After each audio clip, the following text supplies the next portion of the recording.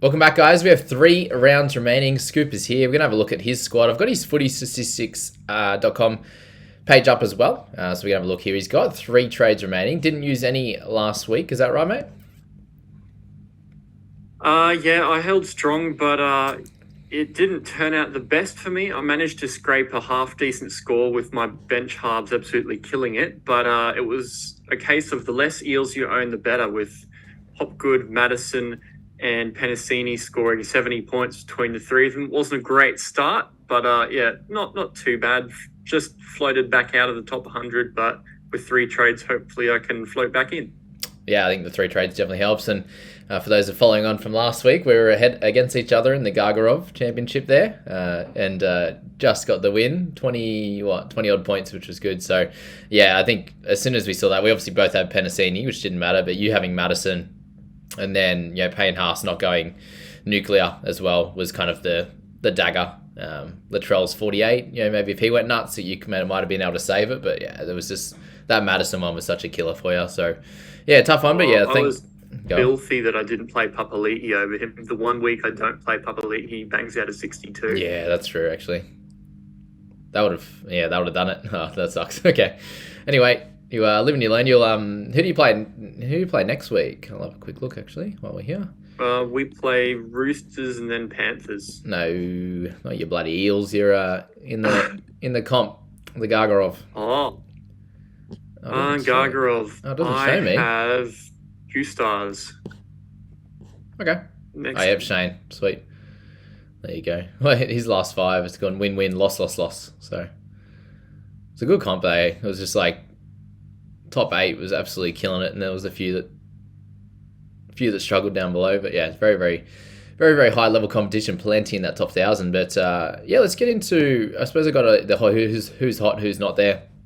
I just wanted to touch on a lot of the guys that people are selling. So most of them are obviously injuries, and then there's the Brisbane players. So we'll just make it known, guys, that if you have a Mitch Moses, a Preston, even you've got Tanner Boyd there. All clear sells, right? Missing them for the rest of the games. I think most of them are out for the season. Boyd, in particular, Aaron Clark as well. It comes to that time of the year where a couple of weeks suspension or a couple of week injury basically means just give them the extra week off if they're not going to make finals. Yeah, that makes sense. And then we go to the Broncos players, and if you're looking at Payne Haas, is he someone that you're going to want for those last 2 rounds? Oh, absolutely. Understand a little bit why people are trading him out, but you would hope that the people who are trading him out are the ones with like 3, 4, or 5 trades and are going to get him back in again. But I severely doubt that that's the case. I think a lot of people might be using one of their last couple of trades on that, and I don't really love that. So yeah, he's just such a matchup winner for you. Like last week he didn't because they didn't need him so much, but I mean, you only have to look back the week previous, and that's why he's so dangerous and why you want to own him. Yeah, and then those 2 games he does play is Canberra and Melbourne, which should be a little bit closer. Maybe not Canberra, but definitely the Melbourne one there. So, yeah, you're looking at him, and obviously a lot of the trades chat this week is going to be around head-to-head matchups and your semis and your potential finals. So, if you are still in a head-to-head that's going to be playing next week, yes, you might have to win this week, then I think there's another guy. Surely there's another player or 2 you could trade out that you'd be able to get a decent score out of, right? To get a solid 17 rather than trading Haas just for this one matchup. Would you say? Yeah, well, I'm even considering trading some of my Eels players depending on how the final team list's moved up, even though they are playing this week instead of Payne Haas, because Payne Haas will be there in the last week and they won't, and I value him over those 2. Yeah, well, that's right. It's still the same, isn't it? Him missing this week compared to them missing the last, they all still played the 2 games. So, yeah, just be aware of that. And then, yeah, as you were saying, if you have sort of that 3+ trades, then you could make one trade this week of a bigger guy like this, if it meant that you could lock in a 60 or a 70 or something like that from another player, and it sort of helps you win that matchup, that would be fine. But anything sort of 2 and under, you'd want to be holding Payne Haas for sure. A couple of the other guys, obviously, we've got Lemuelu in there. We'll touch on him now, actually, while we're here. So he's going to be likely just to be missing this 1 week, right? At 486k, he's going to be pretty valuable that last 2 rounds, yeah? Yeah, I think, in all honesty, people probably should be selling Penasini as highly as they should be selling Lamuelu. Yeah. Moses' injury is probably quite significant for him. Dylan Brown has moved to the 7 by the look of it, but I still think he's going to naturally gravitate a little bit to the left. Which And side do you think? we just see the games without Moses. Penasini's average drops like a rock. Yeah. Which side do you think Dylan will move to the right? Well, he's been named at 7, but I mean, he's naturally on that left side more. So he could do some damage on the right with, I guess, attack's not used to it as much. But I still think that he's not going to be as right side dominant as Moses. So, yeah, I don't like the signs for Penasini. Yeah, I'm going to try and loop him if possible this week myself. But yeah, so Connolly, I think, is just a clear hold, guys. Unless you've got sort of 3+ trades. And we'll give you all the options if you do have the big amount of trades coming into this week. And if you have the one trade, you'd obviously be avoiding trading all these guys out personally. But yeah, we'll go through sort of my situation while we're here. I've got Valence, who we'll talk about in a sec. He's on the who's not list as well. Then a couple of other guys like Jesse Colquhoun and what else have I got? Brennan Hand. So there's 3 guys there that are basically not playing, or if they are playing, they're going to be a low score. So if you were to have 1 or 2 trades, then they're the types of players that I'd be looking to move on from, rather than Murray next week who has a bye. Much rather be holding him in that week because you're going to get the good score this week and you're going to get the good score in round 27. Whereas these guys aren't helping you at all. So maybe if you trade one of those mid 400s guys or a 500k guy, there are guys out there that we're going to talk about that can get you that 40, can get you a 35 to 45 or whatever it is that's going to help you along the way. So that's just the way you should be thinking about it based on how many trades you got. Because I'm tempted to use my final trade to be able to get a guy that could potentially score instead of Penasini this week in like a Harrison Graham, which we'll speak about in a sec. But Valence, if you're in that situation like myself with just the one trade left, would you use that trade on Valence, or would you just hope that he makes his way back into the side? I would trade Hands over Valence, to be honest, because there is a chance that Valence does come back in. I mean, and you can loop him if he doesn't. Like, Hands is just a nothing spot that is going to drop in price really quick. Like, if it worked for your team, to be honest, and he hadn't jumped on Dan Russell, I'd probably go Hands to Dan Russell as the trade of the week.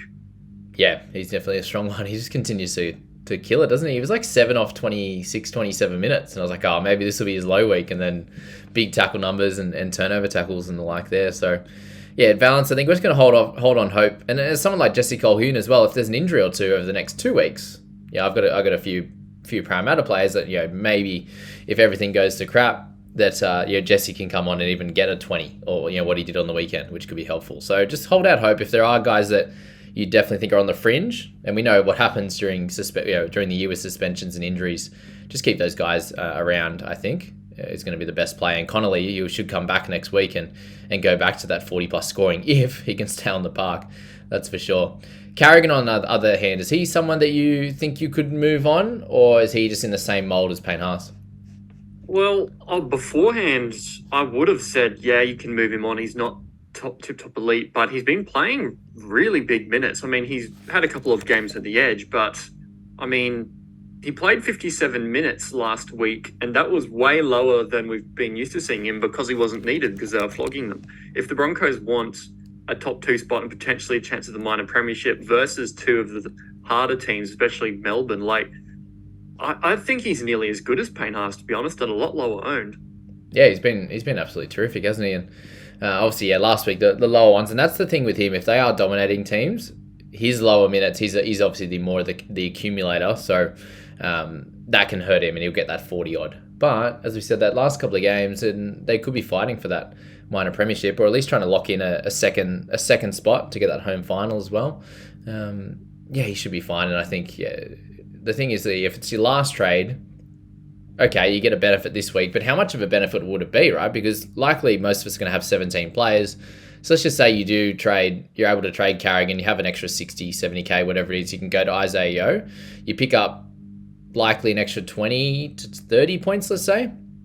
What happens if there's an injury this week to one of your big dogs? That's when you're starting to lose sort of 20 or 30 next week, and then 20 or 30 in that last week as well. So try to think of it that way, I reckon, with these guys. Because sure, like if you do that trade, you're going to benefit this week, right? But following that, you're just playing the luck game. Alrighty. Walshy, on the other hand, at 585. What would you do with him? Stick solid at that price? Who have they got in the last couple of weeks? Yeah, Canberra, Melbourne. It's look, he's one of those guys that is like a Latrell Mitchell. He can make 20 points in a play, but he doesn't. I think he does even less outside of that fantasy-wise. So, like, he's scoring well, but he's not really elite this year. No. So he'd be one that I'd consider, but only if you can make a really good trade with it. Like, I don't know if I'd use it as my last trade. As you said, like, the only thing stopping you from pushing around guys like Brendan Hands to Dan Russell for a score this week and maybe next week is to trade out, for example, like if Hines all of a sudden went down or if Latrell Mitchell went down, like things like that. Yeah. The important trades. It's hard to say whether somebody is a trade just on itself. It really depends on who you can get to replace them and whether that is going to be worth it if somebody does go down as well. Yeah. And I'd say this week is kind of that 50-50 week where it's like, okay, there's only 3 rounds to go now. If you do go to no trades, you have no trades for 2 rounds. So you could get lucky and no injuries happen and you make that extra points over the 3 rounds. Next week, I think, is like a guaranteed 100%. Like, there's 2 rounds to go. Try and get maximum points. If you get unlucky and there's an injury coming into the last round, you just cop it. And then obviously have multiple trades. You can have a couple for each round, which is cool. So this is just that, 50-50 kind of take a punt week, which you have to do in fantasy sometimes, right? So, and Walsh could be that guy. But I suppose at that price point, if you had to straight swap him for a wing fullback this week, because you've got, just say, there's a lot of people in here that have got Lemuelu in their squad and have that one trade left. Is it worth trading a Walshy or a Lem this week? You're probably going to have to get a wing fullback or a centre. Who at that price, let's say under that 585, who can we target that's going to score well enough, really? There's Carraz. Who else would you go for? It's pretty bare. Like, you'd have to go to like a C&K, a Campbell, it's a Carraz. Like, there's not really anyone that you trust to score consistently over like 40. And like, I don't know if that's worth it. So like somebody with a good ceiling, or that might be an interesting play. Guys like even DWZ against the Tigers this week could have an absolute stormer, but going forward, are they great options? It's a really tough one to make because at this time of the season, sort of pretty much 400 to 600K is an absolute wasteland because you don't want guys like that because they don't fit in a final 17. Yeah. And at best, they're sort of like your 18th, 19th man. Yeah, and so every other position you'd see the same if you had lots of cover in those two from sort of half up. Is there no one else in those brackets as well that you'd look to? Yeah, like the only exception to that over 400K bracket probably would be Dan Russell because, I mean, he's been so good. He can out those good scores. Even like I would trust like a 323K Harrison Graham over a lot of guys like 150K more expensive than him.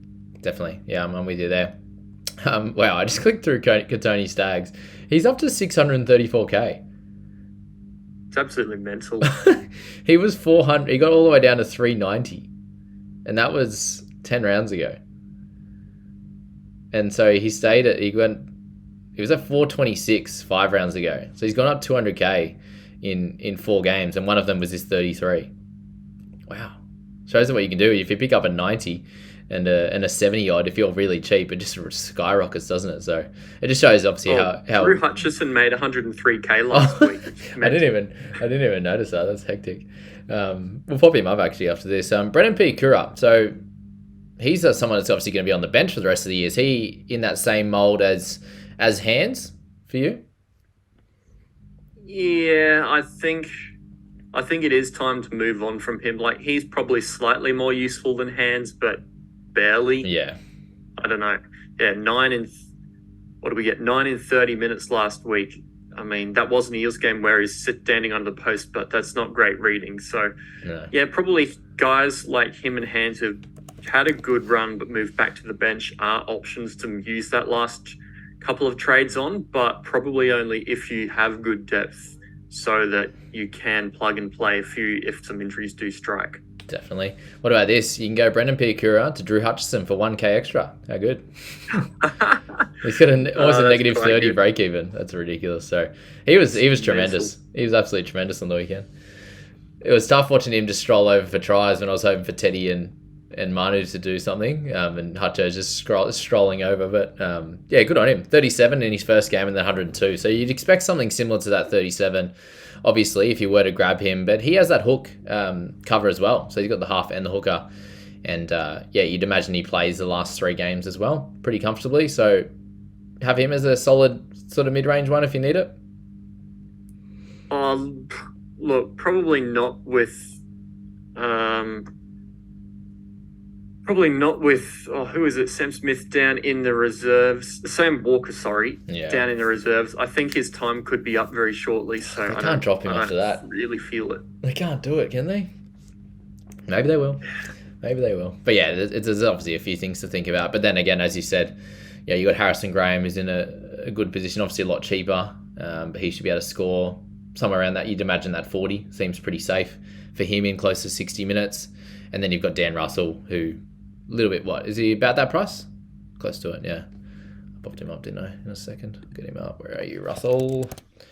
441. So yeah, you're looking at him and you'd be expecting a 40 as well out of him. So yeah, obviously if you need a certain position, cool. But if you don't, then it seems pretty clear that Dan Russell is the play at that price bracket for consistency as well. You've got a couple of those boom or bust guys, like you said, with DWZ and the rest, but yeah, he's going to be a consistent guy. And imagine, so Harrison Graham is someone that I'm looking at just to get that hooker cover. I could go up to, I think up all the way up to about 500k if I trade Brendan Hands. But as we said there, like there's not too many guys that you look at that are going to be consistent. And the reason I would go for Harrison is just to have that hooker cover if Grant does happen to miss one of those last 2 games. So yeah, Dan Russell or Harrison Graham, is that kind of the play this week in that 300 to 400 bracket? I think so. There's no guarantee that unless they're like basically a fringe top 30 guy that you'll get a red dot if you want to cash out and loop as well. Because I mean, we've got Schiller on the bench this week, and we thought he was safe as houses to not play again this year. What, in the top 17?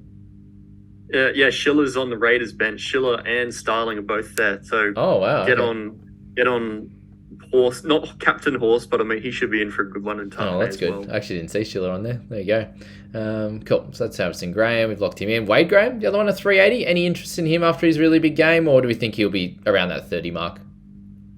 Well, I mean, he's playing 80 minutes or so. Yeah. It's not the worst play, but he's sort of a balance between like just a little bit cheaper than Dan Russell and a little bit worse scoring. I mean, yeah, he'll knock out 30 something most weeks if he's going to play 80. 67 is generally not something we've seen for a few years from him. Yeah, we wouldn't expect that. He's going to be up against Jeremiah and I, maybe a few missed tackles there, but Cowboys need to win. Newcastle doing really well, and then he's got Elliot Whitehead the following week. So yeah, probably not getting another try, unlikely, but who knows? Who knows that he is retiring after this? So crazy things have happened. Carrigan couldn't score a try for 4 years, and then gets 2 in a row, and bloody Alex Twal scored. So what do I know, hey? Let's go to the who's hot list. So if you're going right up the top now, we've got a lot of mids in people's idea. We've got Adam Fanua-Blake, Isaiah Yeo, Cameron McInnes, and Tino in that top 4. But how would you rank them as purchases? Because they're all fairly similar in pricing now. McInnes a little bit lower than the other 3 there. Points-wise, I would probably still put Yo at the top. Yep. And possibly his buy as well. Like we all thought that round 27 was a big risk, and although that risk is still there, it's coming back a little bit. In all honesty, I think McInnes is next. I mean, He's played 80 minutes, then 73, and then 67 or something. I mean, That's fantastic for somebody who's been an absolute fantasy superstar in the past when he has been given those sort of minutes. So, that's very true. Like, if he's going to play 65, 70 minutes a week, he's going to score 55 plus. I really like that.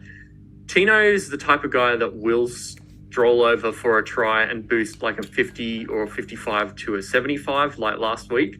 Fanua-Blake as well, maybe not quite to the same standard I think he probably has more 40s in him when he doesn't. So I'd probably do it in that order. Probably Yo, McInnes, Tino, then AFB. What about you? Yeah, I think I'm the same. And then you could probably sneak Cam McInnes on top just because you know you won't get rested, I'd say. Where Isaiah, there's a little bit of risk with that. For those with no limited trades for sure. And Tino just did this last year, didn't he? Just had that average start to the year and then just scored 1 million points at the back end. That's why everyone was starting with him this year, or people wanting to start with him this year. But yeah, he's going to be up in the 800Ks again next year as well. So he's been wild. So yeah, I'd go with those. And McInnes is a little bit cheaper as well. And then if you are needing that centre replacement, is it just worth going all in on Dane Gagai if you have the price, if you have the money available?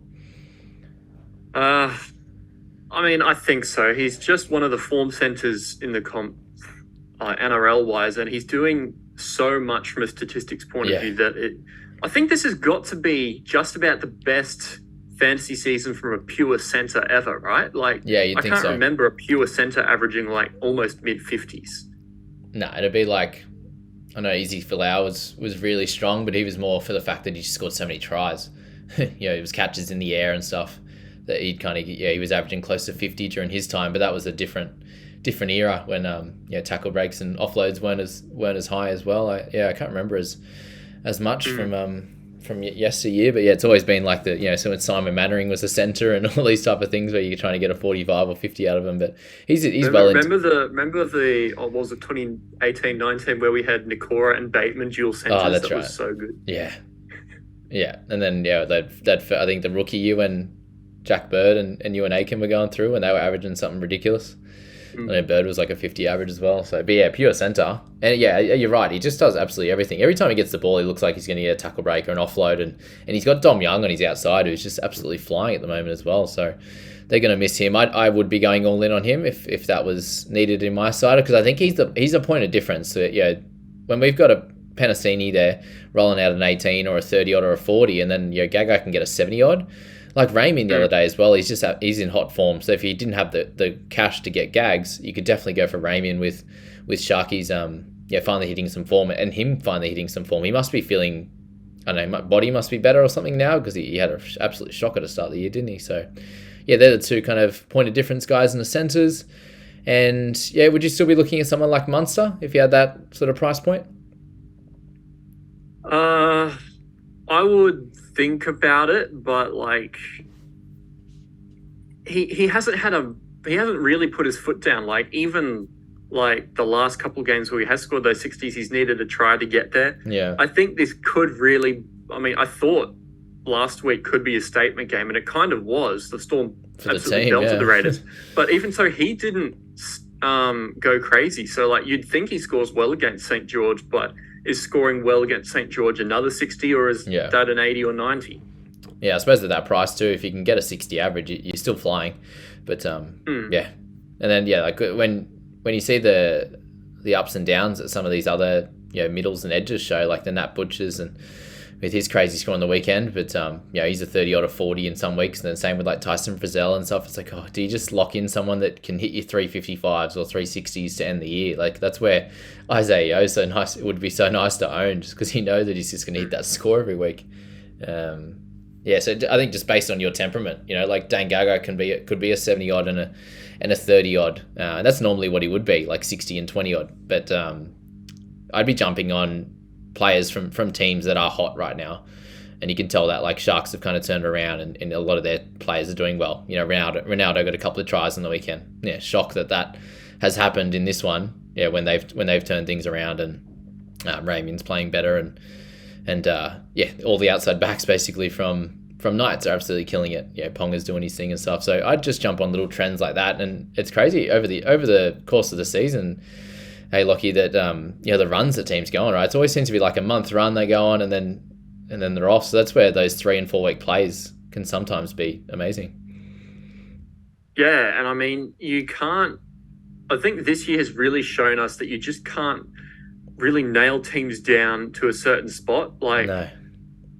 To begin the year, we thought the Knights they had a soft run, but we didn't realize that was them actually being good for a while. So Yeah, like they're actually just they good. were hot and cold, and then we had the Eels going great, and then they fell off a cliff, and then the Cows going great. They've come back a bit, and now they're battling for the 8. Like there's all these trends that don't necessarily last too long, so you can't just wait it out and then get on like 4 weeks after, because that might be over. Like it's sort of a tough one to go for, because you can't points chase, but if you see a trend, rather than just one score, it might be something to look at next year. Yeah, well, that's the thing with the Parramatta. Like, you grabbed your Para boys. I had a few as well with Moses and Penn, and they were having a great sort of month or so, and that was great for us scoring until it wasn't, right? And everything changed. And the Cowboys, they had a really nice draw at the start of the season, but they were terrible. So it was really, I think Val Holmes was the only one that was kind of consistent, but he only had like a 42 average or something.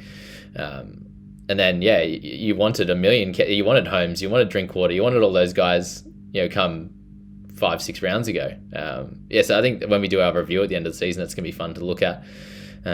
We know footy is obviously such a momentum game. In games, you can see it. You can build on that. I think, with that as well, it could be chasing the trend or chasing the points on the established players or the guys that have really built into a certain role. Like, there's obviously going to be the random guys that get the hundreds, like Hutchison, but it could be, just jumping on that, like Sean Johnson, where it's like, oh no, he's for real. Warriors are actually for real this week. And it probably took us about a month to see that at least, right? So, and that was a perfect kind of play. And then seeing, okay, Chance, he's always been a decent scorer. His team's finally good. He's going to be in attacking situations regularly, which worked out well as well. So it's a fun way to look at it. And I know, we obviously have done really well this year, and I think that's been my biggest change in philosophy is being able to just go realizing that and jumping on, rather than going, oh no, we'll give these other guys another couple of weeks, and then you've kind of missed 100k and you've missed a couple of really good scores. Did you notice that a few times this year yourself, where you just jumped on at the right time because of following a trend? Yeah, like I think that has been a trend for me too. Like, I've definitely missed some, like jumping on Alex Johnston too early, jumping on Teddy too early. But the things that you do get right, like Garrick at the right time, Jack Bird really early, Sean Johnson really early, Drinkwater early, like all of them add up quite quickly if you do get a couple that hit. Walshy and Hamiso at the start, I suppose, are the two I missed out on.